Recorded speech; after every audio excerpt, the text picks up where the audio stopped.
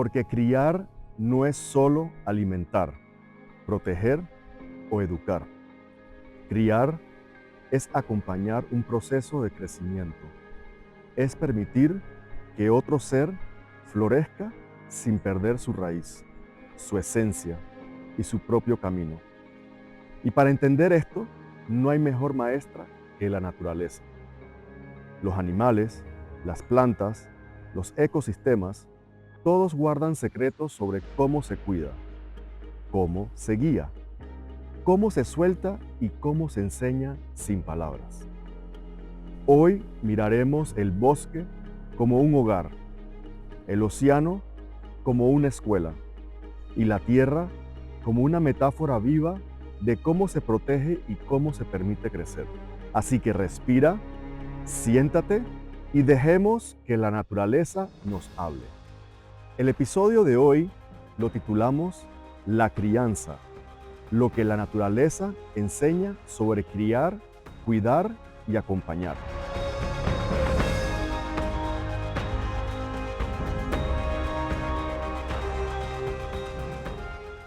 Bienvenidos a nuestro tercer episodio, el cual lo titulamos La crianza. Correcto, Jairo. Bienvenidos al La naturaleza de las cosas, el podcast.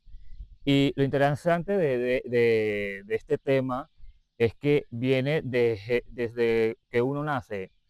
Y por ejemplo, las ranas, cuando ya comienzan a crecer, ella les enseña a respirar, después cómo salir a la tierra y a defenderse. Entonces, esto me lleva, cuando nosotros estamos más chicos, eh, que la madre amamanta al niño, lo está preparando para lo que se viene, le comienza a pasar etapas, a alimentarlo ya con una comida que pueda comer en la edad apropiada, y después ya lo que falta es gatear, que es un proceso, y después caminar. Entonces, esa semejanza de la rana al ser humano es muy parecida porque le estás enseñando las cosas básicas de vivir al ser humano. Así Eso me es. parece eh, muy bonito de que alguien tenga esa capacidad de enseñarnos, como hace la rana y como hacen nuestras madres, porque las madres son las que hacen ese proceso. Y tú sabes que es súper interesante las ranas porque ellas pasan por un proceso de metamorfosis, ¿verdad? Desde huevo, larva, después viene, ¿cómo que se llama ese? Cuando ya están ¿Renacuajo? renacuajo, gracias. Y luego la rana, o sea que en verdad es un proceso súper interesante de cómo ella va cambiando y adaptándose a la vida. Y nosotros no somos la excepción, ¿verdad? También tenemos un ejemplo que son las águilas, Ujú. pero ya es otro tipo de situación, porque la madre águila es la que pues protege a sus polluelos. En algunas ocasiones, ya cuando está grande, también sale a cazar, porque al inicio la pareja del águila es la que está en ese tejemaneje, como decimos, y cuando van creciendo, ya luego entonces la madre decide cuál es el momento preciso para darles ese aventón y que comiencen a volar, aunque nunca han volado porque los nidos los colocan estratégicamente en lugares muy altos, Tengo entendido que los empuja. Y no los es porque, empuja. porque, no es porque sea una manera dura de criar, sino que es para darle la confianza. Y eso es lo que pasa con nosotros. Es cuando que te llevan a la escuela desde niño, en kinder, en primaria, y vas con los papás, pero ya en secundaria tú vas solo. O sea, tú te tiras al ruedo solo. O sea, te ponen un busito o tú mismo vas en transporte público y llegas a la escuela. O sea, que te da esa confianza, ese caminar de lo que, ese proceso de caminar, te da la confianza de ir más allá y lograr las metas que uno se proponga.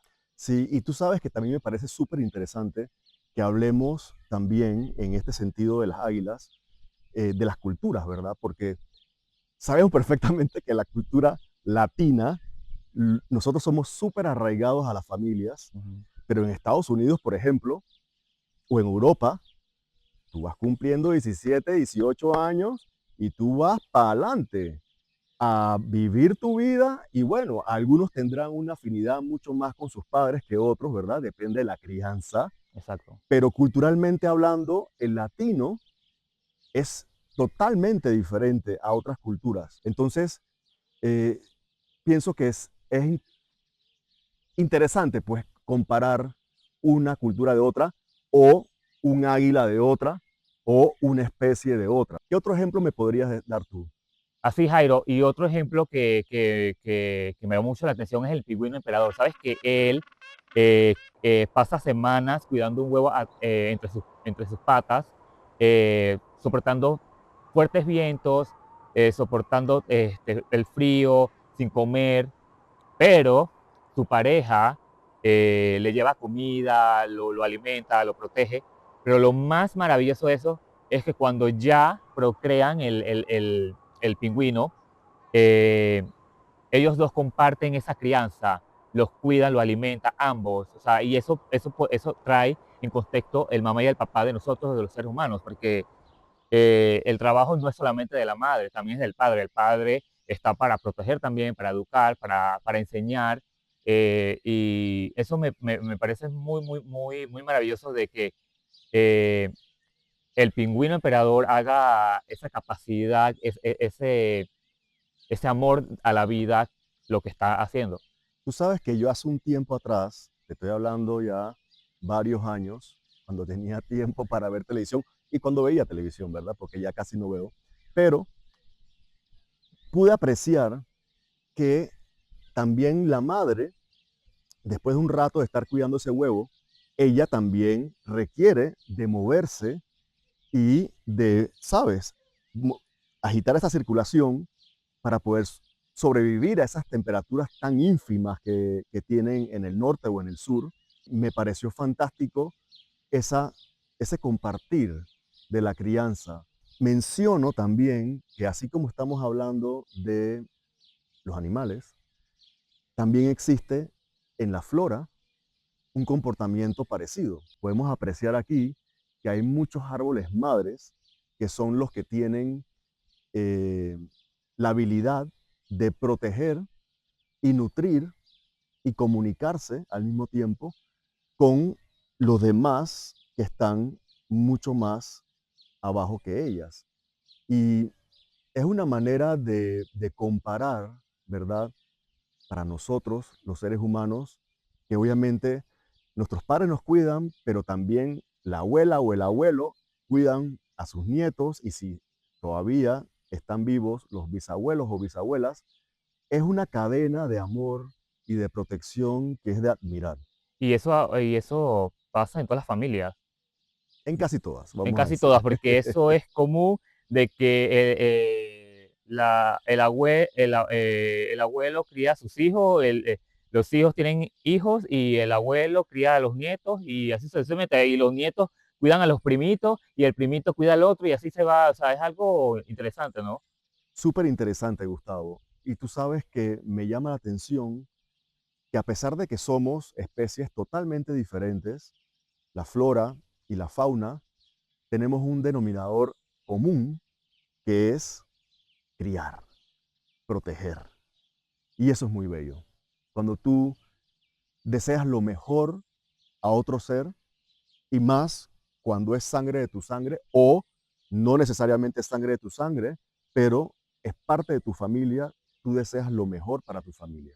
Otro ejemplo que, que va en la crianza es que los girasoles jóvenes, ellos buscan la luz del sol desde que amanecen hasta que se oculta, porque para ellos es el maestro natural de ellos. Y viene en contexto lo de nosotros. Nosotros necesitamos tener una guía. ¿Qué más guía que los padres? Entonces, si la guía del papá y la mamá no es la manera correcta, lastimosamente vamos a tener una crianza no tan bien. Entonces, pienso que debemos seguir lo que hacen los girasoles, la manera correcta, la manera... a veces yo no soy papá, no soy mamá, pero creo que a veces los papás y las mamás deberían también ¿sabes?, de analizar a cada uno de sus hijos y saber cómo educarlos y de qué manera no es forzarlos a sentirse como abrumados. Sí, mira, yo sé que lo que voy a decir puede causar un poquito de incomodidad, pero pienso que es necesario. Hoy en día, si bien es cierto que la tecnología nos acerca, al mismo tiempo siento que la tecnología nos está separando de esta eh, experiencia como ser humano. Entonces, ¿qué pasa? Ya hay estudios de que los niños, cuando tienen desde muy pequeños esta herramienta que son los iPads, los celulares, está bien que tú se los prestes, ¿verdad? O que tengan los suyos, dependiendo del caso. Pero creo que lo ideal es criar con un tiempo determinado. ¿Por qué? Como te mencionaba, ya hay estudios que nos indican que los cerebros de estos niños, de una manera u otra, está siendo encogida. O sea, no tienen un desarrollo intelectual como deberían. Y esto es parte de la crianza también. Ni muy, muy, ni tan, tan. Porque yo tampoco soy padre, como tú mencionaste en tu caso, pero como tío, tanto de mis hermanos como de mis amigos, a veces yo observo y digo, soy hasta más padre que ellos. No es porque me sienta superior, sino porque no tengo mis propios hijos en este momento y veo las amenazas que existen y veo el panorama desde otra perspectiva. Entonces, esto es un llamado también a las personas que tengan hijos para que midan correctamente el uso de la tecnología para evitar también otras consecuencias, ¿verdad? Porque está toda la parte de el material que ven ellos en YouTube o las caricaturas. Si uno comienza a analizar, uno encuentra cosas que no son muy buenas. Y otro ejemplo está en el tema de la metamorfosis que hace la mariposa. Hermoso. eh, Ella está como oruga, ¿no? Pero tú no puedes agarrar esa oruga y romperla porque se va a morir. Entonces, ¿cómo viene esto acá en materia de nosotros los seres humanos?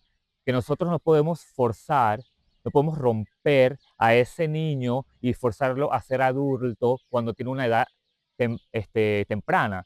Y he visto que las mamás quieren, algunas, adelantar a las hijas a que se estén maquillando 10 12 años, que creo que Hasta menos a veces, hasta ¿cierto? menos. Entonces, creo que para mí, yo no soy el hombre perfecto y no lo seré, pero no es lo correcto, porque tienes que vivir la etapa de niños. ¿Qué es la etapa de niños? Jugar en el patio, compartir con sus amigos, eh, jugar su tarde de té. Tienen que ser niños. Por eso acá hay un proceso, por eso que nacemos, gateamos, caminamos. Eso es un proceso. No podemos saltarnos procesos porque se rompe el esquema de lo humano.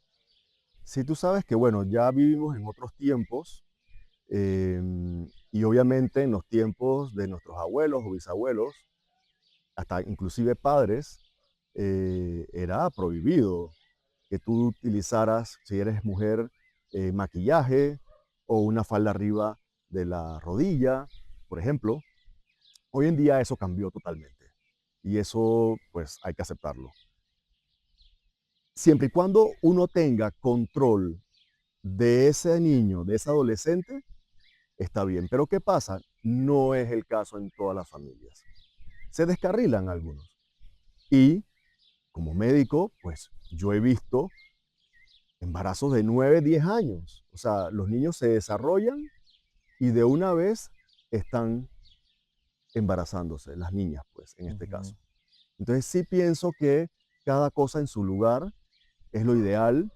Eh, Vivimos en un mundo que obviamente se ha globalizado y ha cambiado muchísimo, pero debemos, no es que sea conservador, pero en una cierta parte me considero que lo soy porque pienso que es lo mejor, pues cada cosa en su momento. Así es, Jairo. Y otro de los ejemplos está en los arrecifes de corales, donde habita una cantidad de especies marinas. Y esto no es que el arrecife es una prisión, es un lugar en donde ellos experimentan, donde están en ese ecosistema, comienzan a experimentar con varias texturas que están abajo del agua, comida, y cuando ellos están preparados para salir a mar abierto, ellos exploran más allá del arrecife. Entonces, pongo acá en contexto, esto es lo que pasa en las casas. Nosotros en las casas es la primera escuela. Así Nosotros tenemos es. que aprender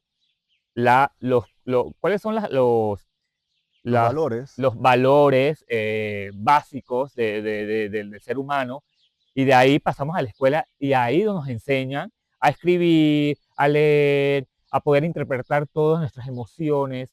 Entonces, creo que a veces el ser humano, cuando hace suelta a los hijos, creo que a veces no le dan como esa crianza correcta y se pueden desviar en algún momento si tú no los sostienes como hacen los arrecifes de corales. es correcto, Gustavo. Yo lo veo analógicamente cuando ellos salen de ese ámbito hacia el mar, el océano abierto es la universidad. Entonces, y ahí puede pasar de todo, te descarrilas, te comen, ¿no? Entonces, me parece fantástico ese ejemplo que diste, aparte porque en este lugar existen tantas especies, es increíble.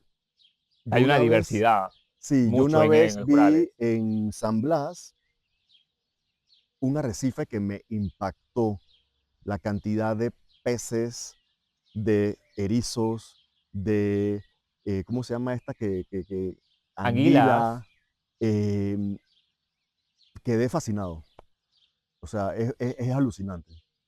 Ahora, Jairo, como siempre, te pido conclusiones de este episodio, que es la crianza. ¿Qué me puedes decir de lo que hemos hablado y le podemos darle a las personas que nos están viendo un mensaje reflexivo sobre el tema? Claro que sí, Gustavo. Vamos para allá. ¿Cuáles serían las reflexiones para este episodio número 3?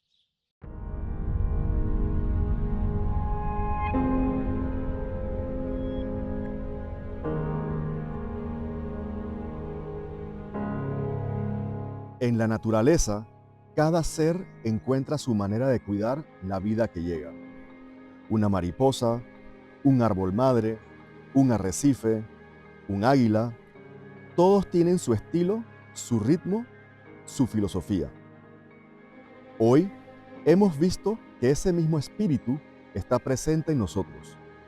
Criamos desde nuestras posibilidades, desde nuestras experiencias, desde nuestras fuerzas y también desde nuestras fragilidades.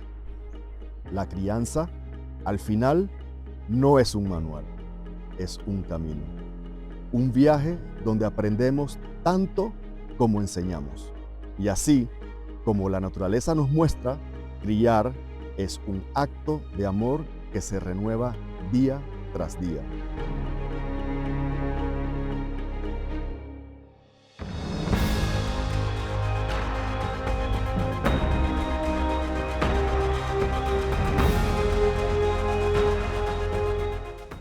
¿Qué te parecieron las reflexiones, Gustavo? Mejor dicho, imposible. Así que, ¿qué más decirles nos acompañen cada semana para que disfruten cada episodio de la naturaleza de las cosas, raíces y conexiones?